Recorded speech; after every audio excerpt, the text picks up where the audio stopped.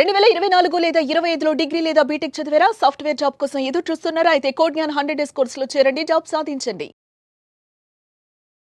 మేడ్చల్ జిల్లా Medipalli police station పరిధిలో Balaji hills కాలనీలో అత్యంత కిరాతకంగా మహేందర్ రెడ్డి అనే వ్యక్తి భార్యని చంపటమే కాకుండా హెక్సా బ్లేడ్ తోటి పార్ట్లుగా బాడీని కోసేసి దాన్ని 3 బ్యాగుల్లో పెట్టుకుని తీసుకువెళ్ళి మూసీలో వేసేసినటువంటి పరిస్థితి. ప్రేమించి పెళ్లి చేసుకున్నటువంటి భార్యని అత్యంత క్రూరంగా కిరాతకంగా హత్య చేశాడు. ప్రస్తుతం అదే ఇంటి దగ్గర మనం ఉన్నాం, కింద ఉన్నాము. యాక్చువల్లీ పైన సెకండ్ ఫ్లోర్లో వాళ్ళు ఉంటారంట. ఇక వాళ్ళు కింద ఫ్లోర్లో ఉన్న వాళ్ళు కూడా వెకేట్ చేసేస్తున్నారు. ఈ సిచ్యువేషన్ జరిగిన తర్వాత ఎవరు మాత్రం ఉంటారు ఇక్కడ ఇలాంటి పరిస్థితుల్లో, అందుకనే వాళ్ళు వెకేట్ చేస్తున్నారు. ఇది వాళ్ళ ఆమెతో మాట్లాడదాం మళ్ళీ. ఈ పైకి వెళ్ళేటువంటి దారి ఇది చాలా చిన్నగా, అసలు జస్ట్ ఒక మనిషి పట్టేంత గ్యాప్ మాత్రమే ఉంది ఇక్కడ. ఇప్పటికే ఫస్ట్ ఫ్లోర్లో వాళ్ళు ఖాళీ చేసి వెళ్ళిపోయారంట. ఎందుకంటే ఇది శనివారం నాడు జరిగింది ఈ మర్డర్. ఆ రోజు అమావాస్య అని చెప్పేసి, అమావాస్య కాబట్టి ఇంక ఇంట్లో మేము ఉండమని చెప్పేసి సామాను ఎక్కడదక్కడ సామాను కూడా వదిలేసి మరీ వెళ్ళిపోయారని చుట్టుపక్కల వాళ్ళు చెప్తున్నారు. వీళ్ళు కూడా ఖాళీ చేసి వెళ్ళిపోయారని. ఇప్పుడుగా కింద వాళ్ళు కూడా ఖాళీ చేస్తున్నారు. ఒకసారి పైకి వెళ్దాం రండి. ఇక్కడ చూడండి, బహుశా ఆ అమ్మాయివే చెప్పులు అనుకుంటా. కింద ఒకసారి చూడొచ్చు చెప్పులు మనం. ఇదిగోండి, ఇదే ఇల్లు. స్వాతి అలియాస్ జ్యోతి అలాగే మహేందర్ రెడ్డి ఇద్దరు లాస్ట్లో ఉన్నటువంటి ఇల్లు. జస్ట్ 1.5 months వచ్చింది వాళ్ళు ఇక్కడికి వచ్చి, అంతే టైం అయింది. ఇంతకుముందు వేరే ప్లేస్లో ఉన్నారంట. ఫస్ట్ స్టార్టింగ్ పెళ్ళైన కొత్తలో 24లో మ్యారేజ్ అయింది. పెళ్ళైన కొత్తలో కొద్ది రోజులు ఇక్కడ ఉన్నారంట, ఇదే ఇంట్లో ఉన్నారు. ఆ తర్వాత మళ్ళీ వేరే కాలనీకి, వేరే ఏరియాకి వెళ్ళిపోయి మళ్ళీ ఒక 1.5 months ముందే ఇక్కడికి వచ్చారని తెలుస్తుంది. ఇప్పుడు ఆ అమ్మాయి 5 months ప్రెగ్నెన్సీ అంట. ఇంకొక 3 daysలో అమ్మాయికి 6 months వస్తాయని చెప్పి కింద వాళ్ళు చెప్తా ఉన్నారు. సో అంటే అతను భార్యతో పాటు లోపల ఉన్నటువంటి బేబీని కూడా చంపేశాడు అనమాట. అంటే ఇద్దరిని చంపినట్టు 2 ప్రాణాలు తీశాడు. ఎంత దుర్మార్గమో మీరే చెప్పండి. యాక్చువల్లీ చిన్న చిన్న గొడవలు అయ్యేవి తప్ప పెద్ద భారీ స్థాయిలో, మరీ చెప్పుకోదగ్గ స్థాయిలో ఎప్పుడైతే గొడవలు చూడలేదని కింద వాళ్ళు చుట్టుపక్కల వాళ్ళు చెప్తున్నారు. మరి ఇంతకుముందు కాకపోతే అతని మీద 498A కేసు పెట్టారని చెప్తున్నారు. సో 498A కేసు పెట్టిన తర్వాత కొద్ది రోజులు మళ్ళీ గొడవ పడి మళ్ళీ కలిసే ఉంటున్నారు అయినా కూడా ఇద్దరు. తర్వాత ఈ మధ్యకాలంలో ఆ కేసు కూడా ఆమె వాపస్ తీసుకున్నారని, ఆ తర్వాత అతను ర్యాపిడో నడిపిస్తాడంట. పెద్దగా మరి అంటే చదువుకుని కూడా ర్యాపిడో నడిపిస్తున్నాడో తెలియదు. ఆమె కూడా బ్యూటీషియన్ కోర్స్ చేసిందంట. ఓపెన్ యూనివర్సిటీలో డిగ్రీ కోసం కూడా ఆమె కట్టిందంట. చదువుకోవటం అంటే చాలా ఇష్టం అని చెప్తున్నాను. జస్ట్ 22 years ఉంటుందంట ఏజ్ కూడా. తర్వాత అతనికి 27 years అని చెప్తున్నారు. కాకపోతే ఏంటంటే ఇద్దరు ఇంటి పక్కపక్క ఇల్లే. వికారాబాద్లో ఇద్దరిది పక్కపక్క ఇల్లే. కామారెడ్డి అనే ఏరియాలో, కామారెడ్డి కూడా అంట. సో ఇద్దరిది పక్కపక్క ఇల్లు. చాలా సంవత్సరాలు లవ్ చేసుకున్న తర్వాత వాళ్ళు ఒప్పుకోకపోతే ఒప్పించి పెళ్లి చేసుకున్నారని తెలుస్తుంది. ఆ అమ్మాయి ఏమో యాదవ కులానికి సంబంధించినటువంటి అమ్మాయి, ఆ అబ్బాయి ఏమో రెడ్డి కులానికి సంబంధించినటువంటి అబ్బాయి. వీళ్ళింట్లో ఇద్దరు కూడా ఒప్పుకోలేదంట. చాలాసార్లు పంచాయతీలు అయినాయి, పోలీస్ స్టేషన్ వరకు కూడా వెళ్ళారని చెప్తున్నారు. ఎవరు చెప్పినా కూడా ఆ అమ్మాయి వినలేదంట. ఇతన్నే పెళ్లి చేసుకున్నాను, అతను కూడా ఈమెనే చేసుకుంటానని పెళ్లి చేసుకున్నాడు. పెళ్ళైన తర్వాత నుంచి ఇమ్మీడియట్గా వీళ్ళు గొడవలు, చిన్నగా గొడవలు అవి ఇంకా కామన్గా అందరి ఉండేలాగానే ఉన్నట్టున్నాయి. బట్ తర్వాత అవి చిలికి గాలివానయ్యి మరి ఆ రోజు 27వ తారీఖు, అంటే ఈ నెల 27వ తారీఖు, ఇంకొక 2 days తర్వాత ఆమె హాస్పిటల్లో అపాయింట్మెంట్ ఉంది, చూపించుకోవాలి, నేను ఇంటికి వెళ్తాను అంటే, ఇంటికి వెళ్తే ఇంక అక్కడే ఉండిపో, రావద్దు అని అన్నాడని.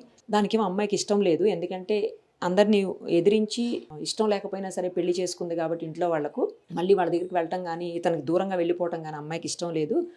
చావైనా బ్రతికైనా అతనితోనే ఉండాలని చెప్పి నిర్ణయించుకుంది. ఆ కారణంతో అతను కొట్టినా తిట్టినా, ఇద్దరు గొడవలు పడినా కూడా సర్దుకుని అమ్మాయి ఉంటుందన్నట్టు కింద వాళ్ళు చెప్తున్నారు. సో రెగ్యులర్గా వాళ్ళ ఇంటికి వెళ్తుందట.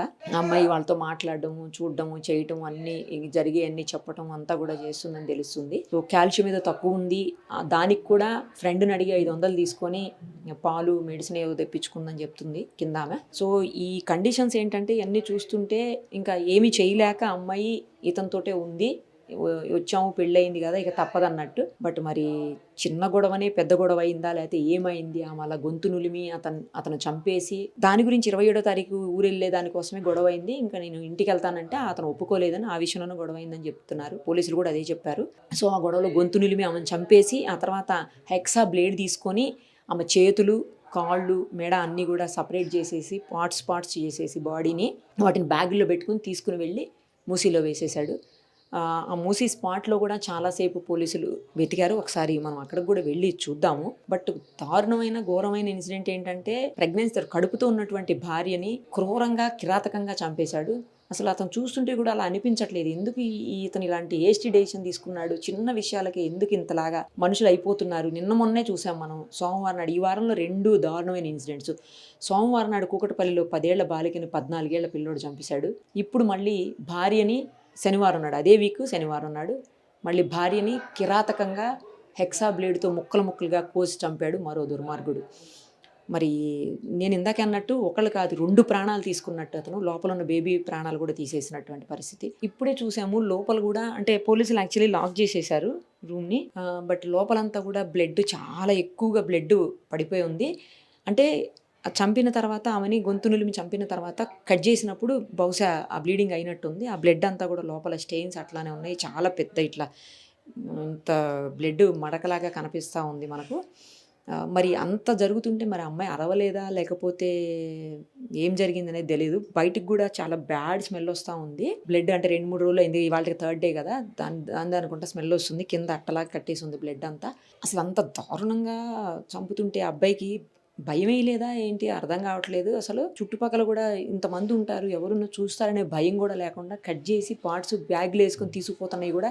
సీసీ కెమెరాలో విజువల్స్ రికార్డ్ అయినాయి. నేను ఆ విజువల్స్ కూడా మీకు చూపిస్తాను. ఆ బ్యాగ్ తీసుకొని పోతున్నాడు అనమాట.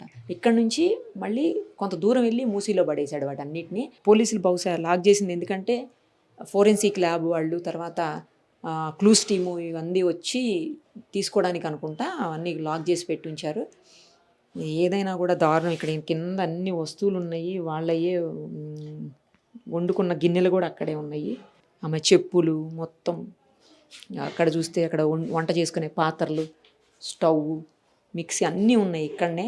ఏదైనా కూడా నేను ఇందాక అన్నట్లు మళ్ళీ చెప్పాల్సి వస్తుంది. ఇద్దరిని చంపాడు, లోపల ఉన్నటువంటి బిడ్డను కూడా చంపాడు. దారుణం. ఇదైతే అన్యాయం. ఈ భూమి మీదకి తీసుకురండి అని ఆ బిడ్డ అడగలేదు కదా, అడగక ముందే తీసుకుని రావడానికి ట్రై చేస్తూనే మధ్యలోనే చంపేశారు. ఆ రైట్ కూడా ఎవరు ఇచ్చారు? అసలు ఎవరిని చంపే రైట్ లేదు కదా.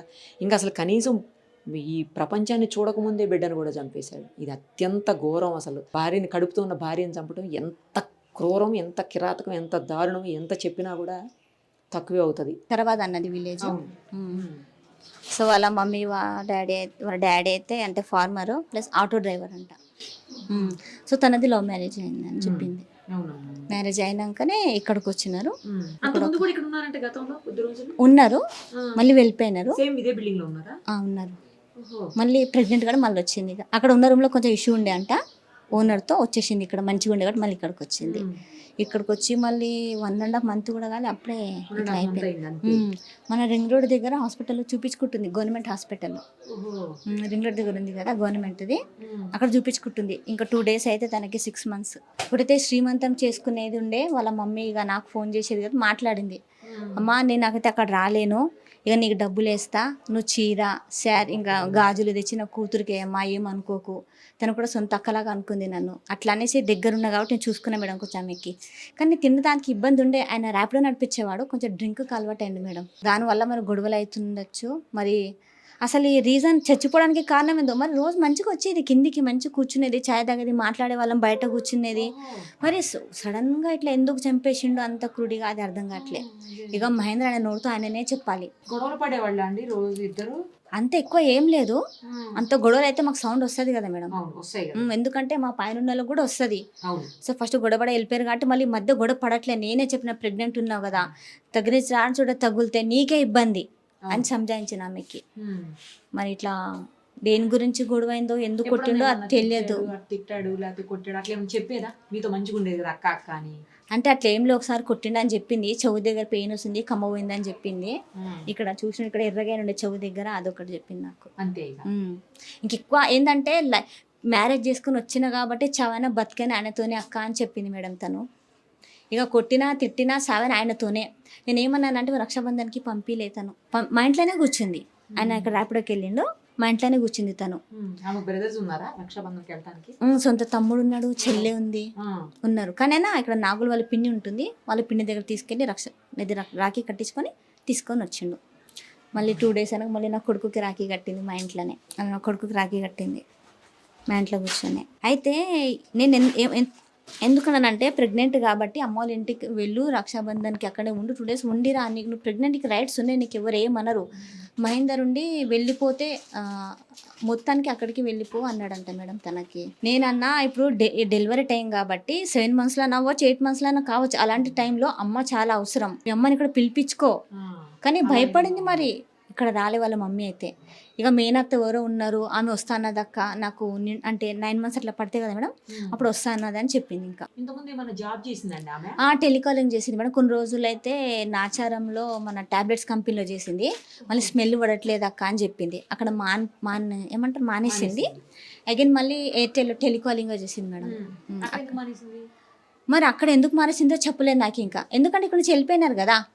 మామూలుగా అయితే నాకు చాట్ చేస్తుండే, ఇక అక్కడ ఎందుకు మానేసిందో నాకు చెప్పలేదు, ఇంకా మానేసింది. ఇంకా మహేందర్ రెడ్డి మాట్లాడేవాడండి మీతో?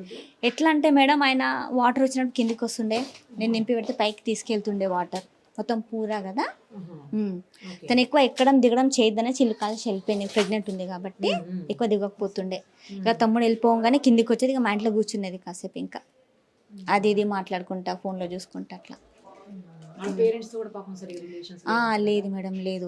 తను కన్సీవ్ అయినాక అక్కడనే వాళ్ళ అమ్మ వాళ్ళతో షేర్ చేసిందంట, నూడిల్స్ తిన్నది, మంచూరియా తిన్నది. ఇక సెకండ్ టైం కన్విన్స్ అయింది కదా అయినాక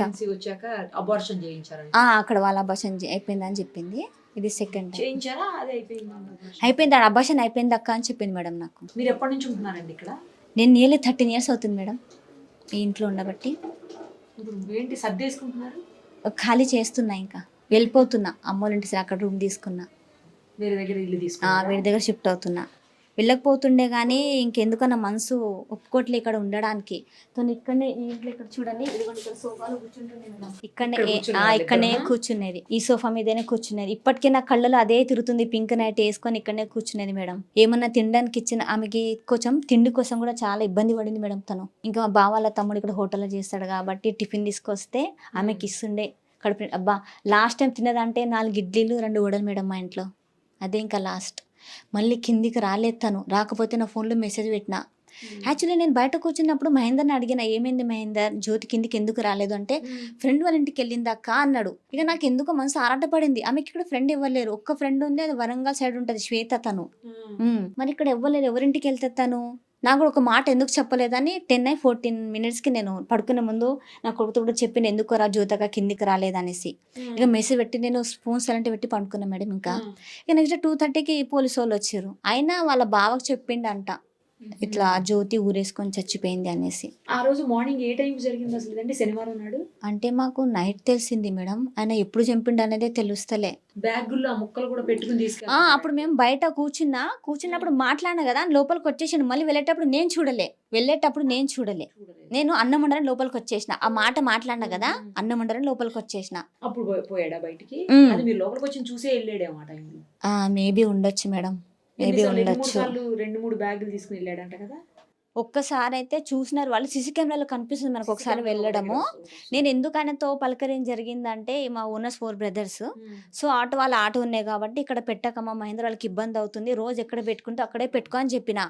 లేదక్క నేను అక్కడనే పెట్టుకుంటున్నా, తీసేస్తా, ఎందుకంటే ర్యాపిడో కాబట్టి ఎప్పుడు బుకింగ్ పడితే అప్పుడు వెళ్ళిపోవాల్సి వస్తుంది కదా మేడం, అలా ఇక్కడ పెట్టుకున్నాక అన్నాడు. మళ్ళీ ఏమనిపించిందో, అక్కడ బాలు వాళ్ళ ఇంటి సైడ్ అక్కడ అరుగు మీద పెట్టుకున్నాడు బైక్. మరి ఇట్లా వెళ్ళి అక్కడ నుంచి అట్లా వెళ్ళిపోయింది మేడం. ఇంకా మనకు సీసీ కెమెరాలో కనిపిస్తుంది. సాయంత్రం మా దగ్గర ఉండే, నెక్స్ట్ డే ఇంకా కిందికి రాలే మేడం, అస్సలు కిందికి దిగలేదు. కిందికి దిగకపోతే నేను ఈవినింగ్ అడిగాను మేడం, ఏమైంది స్వాతి అసలు కిందికి రాలేదని. శుక్రవారం రాత్రి అడిగారా మీరు? శుక్రవారం ఆమె బతికే ఉండే మేడం అసలుకి, అంటే కింద ఉండే పసుబట్టి కూడా వెళ్ళిన ఆమె ఉండే మేబీ శనివారమే అయిండొచ్చు, ఎందుకంటే శుక్రవారం తను ఉంది, శనివారమే అంటున్నారు. శనివారం, ఎందుకంటే శుక్రవారం మా చెల్లి అమ్మవారికి ఒడి బియ్యం పోస్తుంది అంటే నేను ఫ్లవర్స్ అన్ని తీసుకొని వచ్చి ఆమెతో మాట్లాడినా, కూర్చున్నా, ఉంది. సాయంత్రం మళ్ళీ నెక్స్ట్ నుంచి కనిపించలేదు నాకు. ఇంకా శుక్రవారం మాట్లాడింది, ఉంది.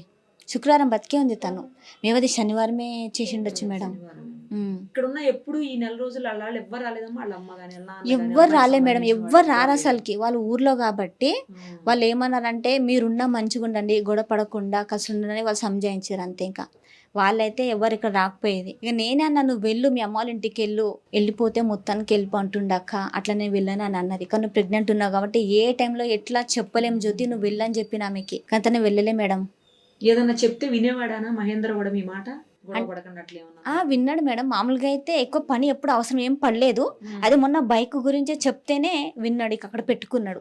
సరే అక్క అక్కడ పెట్టుకుంటా అన్నాడు. అక్కడ పెట్టుకోక మహేందర్ వాళ్ళకి ఇబ్బంది అవుతుందంటే సరే అక్క అన్నాడు. చెప్తే వినేవాడేనా? వాళ్ళ అంటే నేను ఎప్పుడు గొడవలో మధ్యలో ఇంటర్ఫియర్ కాలేదు మేడం. కాకపోతే సంజాయించిండొచ్చు. బట్ ఇక్కడైతే ఇంత కొట్టుకోవడం అలా ఏం జరగలే. మరి ఒకరోజు కొట్టినాకైతే చెప్పింది ఇక్కడ కొట్టిండు, చెవి దగ్గర నొప్పి లేస్తుంది అంతే. తర్వాత మళ్ళీ ఇంకెక్కువ జరగలేదు. బట్ మధ్య ఆ రోజు రాత్రి ఏం జరిగిందో తెలియలే మేడం. ఇంకా బ్యాడ్ లక్ ఏంటంటే బాధాకరం, ఆమె ప్రెగ్నెంట్. ఆయనకి ఎందుకు మనసుకి ఒకసారి అనిపించలేదు. ఇంకా 4 months అయితే వాళ్ళ ఒక ఆడమెకి పాప పుడితే ఎంత హ్యాపీనెస్ మేడం. ఏ ఆడపిల్లకైనా అమ్మతనం అంటే గొప్ప, దాని మించి ఇంకొకటి ఉన్నది మేడం. అంతే. ఇక్కడికి వెళ్ళినా ఆస్తి అంతస్తులు అడగరు, నీకు ఎంతమంది పిల్లలని అడుగుతారు. సో చాలా హ్యాపీగా ఉండే మేడం తను. ప్రెగ్నెంట్ ఎందుకు హ్యాపీ ఉండే. నేను సంజాయించిన ఏం కాదు జ్యోతి, నార్మల్ డెలివరీ అవుతుంది. కాకపోతే కాల్షియం తక్కువ ఉండే. ఇక ఆమె ఫ్రెండ్ శ్వేత 500 వేస్తే మిల్క్ ప్యాకెట్ కొన కొడుకు తెస్తేనే పైకి కింద దిగద్దు అంటే పంపిస్తుండే, పైకి తీసుకెళ్ళి ఇస్తుండే. చిన్న చిన్న పనులు వింటుండే, కింద దిగద్దు కాబట్టి.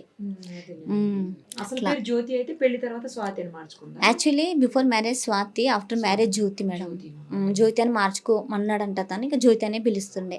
స్వాతి అని పిలవకక్క అని చెప్పింది. ఇక డిగ్రీ కూడా చేస్తా అని ఫీజు కూడా పే చేసింది తను. ఓపెన్ డిగ్రీ చేస్తాను. తను స్టడీ చాలా ఇంట్రెస్ట్ ఉంది మేడం. తనకి చాలా హుషారు ఉంది. మా రోజు స్కూల్ పోకపోతే పోవద్దురా, స్టడీ వల్ల నీకు తెలియదురా, దుమ్మాలు కొట్టద్దని సంజాయించేది నా కొడుకుకి. ఎంత ఉంటుందండి ఏజ్? 21 22? 20. నా కోడలు ఏజే సేమ్ ఏజ్. తను మా కోడలు 21. 2004లోనే పుట్టిందంట తనకు కూడా. 21 years. తను మంచిగా బ్యూటిషియన్ నేర్చుకుంది, సర్టిఫికెట్ కూడా వచ్చింది మేడం తనకి. మెహందీ మన ఫ్రెండ్ వాళ్ళది అక్కది మ్యారేజ్ ఉంటే పాప మెహందీ వేసింది తనే. ఎట్లా అంటే కొంచెం ప్రెగ్నెంట్ ఉండి డబ్బులకి ఇబ్బంది అయ్యి 100-200 వస్తే అంత ఆసరైతుంది అన్న ఉద్దేశంతో ప్రెగ్నెంట్ 11 గంటల వరకు 2 చేతులకు నిండుగా మెహందీ వేసింది తను. కానీ అన్ని నమ్మి ఆయనతో ఉన్నందుకు ఆయనకి లాస్ట్కి ఇట్లా గొంతు కోసడం అది తప్పు, మంచిగా జరగలే మేడం. నమ్మింది, లవ్ మ్యారేజ్ చేసుకుంది, నన్ను చూసుకుంటాడేమో, చాలా బతికి ఆయనతో ఉండాలని అనుకుంది. కానీ ఆయనకి ఆ థాట్ ఎందుకు వచ్చిందో ఇంత క్రూడిగా చంపడానికి, ఆ మైండ్లో ఎట్లొచ్చిందేమో ఆ ఆలోచన, అదే తెలియలే. రెంట్కుంటుందని తెలుసు, వచ్చేదా మీతో మాట్లాడేదా తను? కానీ ఎక్కువ క్లోజ్ ఉండపోయేది. కానీ మామూలుగా బయటకు వస్తే తిన్నరా అంటే అది ఇది అని అంటే తిన్నది అంతే. అంటే తిన్నాం రా అది అంటే మీరు తిన్నారా అంటే తిన్నాం అంటే అది అని అనేది. వంట అయింది అది అని మాట్లాడేది. కానీ ఎక్కువ అయితే పరిచయం అయితే లేదు అమ్మతోటి. ప్రెగ్నెంట్ అని చెప్పింది. ఇట్లా నాకు సీమంతం చేసుకోబుద్ధి అవుతుంది అంటే అది అని అన్నది. అంటే చేసుకోపోయినవరా, ఒక 5 మందిని పిలిపించారనే చేసుకోపోయినవరా అంటే నాకు చేసుకుందాం అనుకుంటున్నా అంటే, కానీ మా ఆయన ఒప్పుకుంటలేడని ఆ మాట చెప్పింది నాతోటి. అది మొన్న రీసెంట్గానే బుధవారం రోజు అన్నది నాతోటి. ఇక్కడ మధ్యాహ్నం ఇద్దరం అరుగు మీద కూర్చున్నాము, చెప్పింది అంత. కానీ ఇట్లా చేస్తాడని అనుకోలేదు. కానీ మేము మా ఇంట్లో ఉండి మాకు ఇంత శబ్దం రాకుండా ఇట్లా చేస్తాడని రాలేదు. కొంచెం కూడా సౌండ్ రాలేదు. మేము ఎప్పుడూ ఇంట్లోనే ఉంటాం కానీ ఇంత సౌండ్ రాకుండా ఎట్లా చేసిండో డౌట్ కూడా రాలేదు. మాకే మేమే అది అయోమయంలో ఉన్నాం. కానీ ఎక్కువ కిందికి కూడా దిగపోయేది. ఆమంతలో ఆమె ఉండేది, పైన వాకింగ్ చేసుకునేది. ఎందుకంటే ప్రెగ్నెంట్ కదా, కొద్ది వీక్ ఉందని మెట్లు ఎక్కి దిగొద్దని అన్నారంట అని కిందికి ఎక్కువ రాకపోయేది.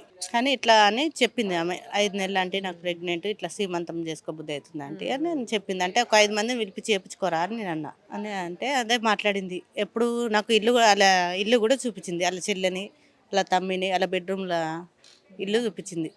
సెల్ఫీ దిగిన ఫోటో. అలా చెల్లె ఆమె, వాళ్ళ ఇంటి కాడది, అలా చెల్లెది, అలా తమ్మింది, ఆమెది ఫోటో చూపించింది.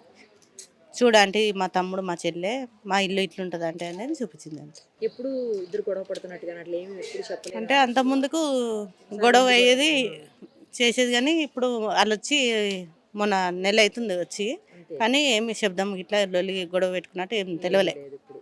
కానీ ఇక్కడ ప్లాన్ ప్రకారమే వచ్చి ఇట్లా చేసిందని మేము అనుకుంటున్నాం. ఇక్కడైతే ఎవ్వరు పట్టించుకోరు అని. ఇక్కడ రెంట్కున్న వాళ్ళు కూడా పైన మోటార్ వేసిన కూడా పైకి వెళ్ళారు. ఇక అట్లా అని ఎవరి ఇంట్లో అలా ఉంటారని చూసింది ఆయన. మీతో మాట్లాడేవాడేనా అప్పుడన్నా? మాకు ఆయన పేరు కూడా తెలియదు. మొన్న ఈమె మాట్లాడింది, ఉర్మిళ అన్నటమే. ఆమె మాట్లాడితే ఆమె పేరు కూడా ఇంతవరకు తెలియదు. సంవత్సరం అవుతుంది ఇంట్లో ఉండబట్టి ఆయన పేరు కూడా తెలియదు. మొన్న తెలిసింది మహేందర్ అని పేరు. మహేందర్ రెడ్డి భార్యను హత్య చేసి అత్యంత కిరాతకంగా ముక్కలుగా నరికి వాటిని బ్యాగ్స్లో వేసుకొని ప్యాకెట్స్లో కవర్లో వేసుకొని తీసుకొచ్చి పడేసినటువంటి ప్లేసు మూసీ నది ఇదే. అతని ఇంటి దగ్గర నుంచి దాదాపు 14 కిలోమీటర్లు ఉంది. అంటే ఎవరికి ఏ మాత్రం అనుమానం రాకుండా దూరంగా తీసుకొచ్చి ఇక్కడ పడేశాడు అనమాట.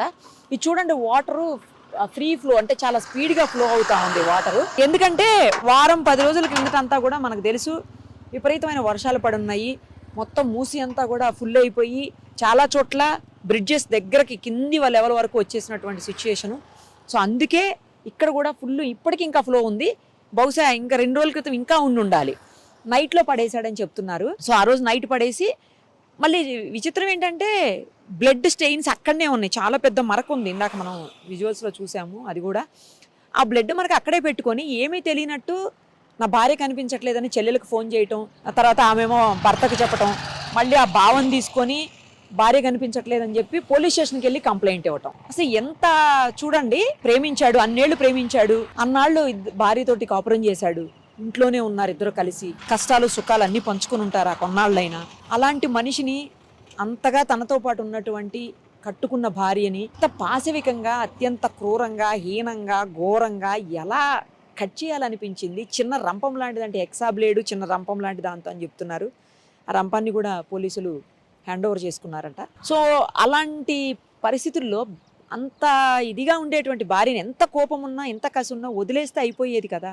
ఆమె బతికేది, లోపల బేబీ పుట్టేది, ఏదో జరిగేది. తర్వాత ఎందుకు చంపాలి? ఇంత ఘోరంగా చంపి మళ్ళీ ఏ మాత్రం అనుమానం రాకుండా ఆ పార్ట్స్ అన్నీ తీసుకొచ్చి ఇందులో పడేశాడంట. ఇప్పుడు ఆ పార్ట్స్ కోసం పోలీసులు అందరూ వెతికారు. మొన్న నిన్న అంతా కూడా పోలీసులు గాలించారు, కానీ ఎక్కడ ఎలాంటి క్లూ కూడా దొరకలేదు. ఒక్క చిన్న పార్ట్ కూడా దొరకలేదు. ఈ వాటర్ స్పీడ్ ఫ్లోకి ఆ పార్ట్స్ ఎటుపోయినాయో ఏంటో మరి. ఇక్కడ దొరికినా కూడా నాకు తెలిసి తలకి సంబంధించి, ఎందుకంటే హెడ్ కూడా కట్ చేశాడు కాబట్టి ఏమన్నా ఆ స్కల్ అట్లాంటివి ఏమన్నా దొరుకుతాయేమో మరి. లేకపోతే లోపల కూడా రకరకాలైనటువంటి, అంటే ఫిషెస్ అట్లా ఉంటాయి కదా అన్నీ, అవి ఏమన్నా తినొచ్చు. లేదంటే సైడ్కి వచ్చినప్పుడు కుక్కలు ఉంటాయి, ఇట్లా రకరకాలైనటువంటి ప్రాణులు ఉంటాయి కాబట్టి తెలీదు, దొరుకుతుందో లేదో గ్యారంటీ లేదు. FSL రిపోర్ట్స్, అంటే ఫోరెన్సిక్ రిపోర్ట్స్, తర్వాత అతని కన్ఫెషనల్ స్టేట్మెంటు, అక్కడ ఉన్నటువంటి ఆధారాలు ఏవైతే హ్యాండ్ ఓవర్ చేసుకున్నారో, అంటే అతను చంపినటువంటి రంపం కావచ్చు, లేదా కింద ఉన్నటువంటి బ్లడ్ స్టెయిన్స్ కావచ్చు, ఇలాంటి అక్కడి నుంచి తీసుకున్నటువంటివి, తర్వాత వేలి ముద్రలు, ఇలా టెక్నికల్ ఎవిడెన్స్ మీద పోలీసులు ఆధారపడాల్సినటువంటి పరిస్థితి ఉంటుంది ప్రస్తుతానికి, ఆ బాడీ దొరకనంత వరకు. అతనైతే అరెస్ట్ చేశారు, రిమాండ్ చేశారు. మనిషి తిరిగి రాదు, అలాగే లోపల ఉన్నటువంటి బేబీ కూడా.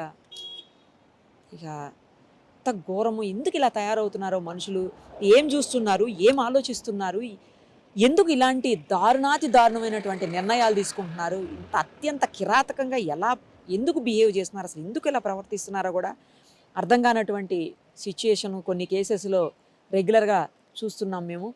ఏది ఏమైనా చేసిన ఈ హత్యకి, కిరాతకంగా చేసినటువంటి ఈ పనికి, క్రూరంగా 2 ప్రాణాలను బలి తీసుకున్నటువంటి ఈ పనికైతే అతనికి ఖచ్చితంగా శిక్ష పడి తీరాలి. చట్టం ఏ విధమైనటువంటి శిక్ష విధిస్తుంది అనేది కొంచెం టైం పడుతుందేమో కానీ వేచి చూద్దాం. ఖచ్చితంగా అతనికైతే అతను చేసినటువంటి దుర్మార్గానికి చట్ట ప్రకారం శిక్ష అయితే అనుభవించి తీరాల్సిందే. సుమన్ టీవీలో మీ పర్సనల్ అండ్ బిజినెస్ ప్రమోషన్స్ కోసం కింది నెంబర్కి కాంటాక్ట్ చేయండి.